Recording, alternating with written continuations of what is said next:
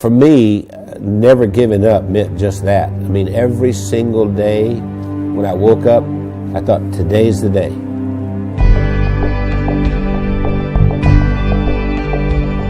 I was the second son in a sharecropper's family, and a sharecropper means that you don't own anything. I mean, you work for someone else who was the landowner.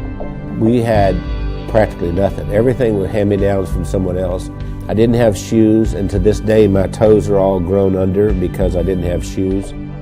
I remember I had this encounter with my mother, and I said, tell me you love me, and she didn't do it. And so I went down and I sat on this creek bank, and I thought, you know what? I don't care if anybody loves me. I love me.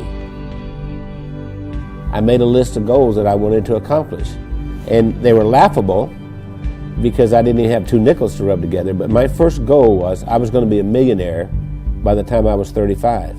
Number 2, I was going to have food to eat because we were always hungry. I mean, my little brother and I used to make mud pies to stop the hunger pains, and I was going to travel all over the world.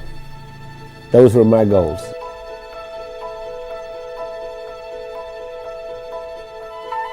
I've learned everything from working with Randy.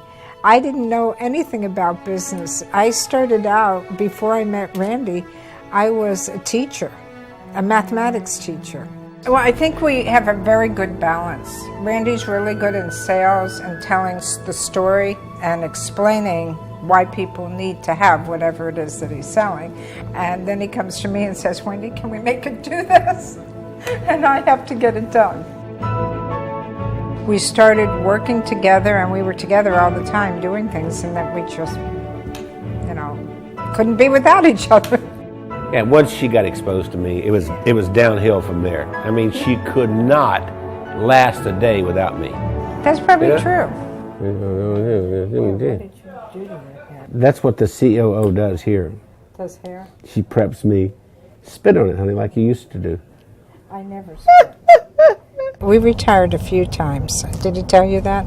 We've tried retirement 3 times, but we never figured out exactly how to do it because we've worked all of our lives. We took a year and we traveled around the world.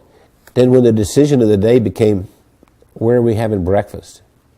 I thought, we're in trouble. If I were giving you advice and you were meeting Wendy for the first time, I would tell you, don't get your feelings hurt if she uses her phone while she's meeting with you. Hey, Kim. Hey, Chris. Okay. I'll see you in the morning. All right. Bye. Bye-bye. I kind of feel like a triage nurse at a hospital. And every week I go in and I reprioritize. No, I'm not approving that. I think what drives Wendy is her desire to be the best and provide the best of service to everyone. Awakened at 2:30 in the morning, and I hear this little click, click, click, click, click, click, click, click. And it's Wendy over there looking something up at 2:30 in the morning. And I'll say, why aren't you sleeping? You can do that tomorrow morning. We are the definition of entrepreneurs. And we don't like doing one thing at a time. We have to do a lot of things at the same time. It's not just Randy and Wendy doing all this work. The whole team, every single one of us works round the clock. Hey, gorgeous. Listen, Bernice has been with us for what, 5, 6 years? 6 years. Yes. And we love her to death. And I love you guys. Yeah. Randy leads with his heart. And he's the most incredible person I've ever met. He's gone through so much in his life. And I believe that I'm going to make me cry here. Randy has made the difference in my life. What's important is, what do I contribute in this day to make the world a better place? I know that sounds corny, but that's really what it is. My daddy used to say, we leave here with empty pockets.